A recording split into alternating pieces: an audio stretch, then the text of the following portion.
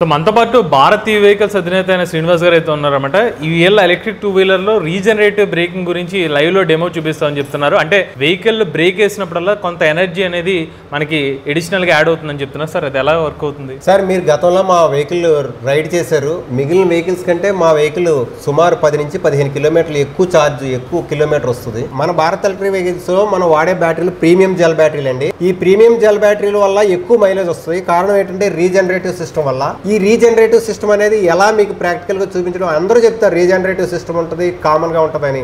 కానీ ప్రాక్టికల్గా నేను ఎలా వస్తుంది అనేది మీకు వోల్టేజ్లో చూపిస్తానండి. ఇప్పుడు ఈ వెహికల్ ఆన్ చేసి మోటార్, మన భారత్ ఈవీ మోటార్ అండి. అది Bharat EV motor regular run అవ్వగానే కమాన్ 7, 15, 26, 31, 33, 60 వోల్ట్, 66 వోల్ట్. మన బండి స్టార్టింగ్ అయ్యి యాక్సిలేటర్ కానీ ఆపితే ఈ విధంగా వోల్టేజ్ రీజనరేటివ్ అవుతుంది. వోల్టేజ్ 67 వోల్ట్స్ రిటర్న్ మళ్ళీ వోల్టేజ్ వచ్చి ఛార్జ్ అవుతుంది. మీలో చాలా మందికి డౌట్ ఉంటుంది కదా, అసలు రీజనరేటివ్ బ్రేకింగ్ ఎలా వర్క్ అవుతుంది, దీనివల్ల ఎనర్జీ ఎలా వస్తుందని చెప్పి దీనికి లైవ్లో డెమో అయితే చూపించారు.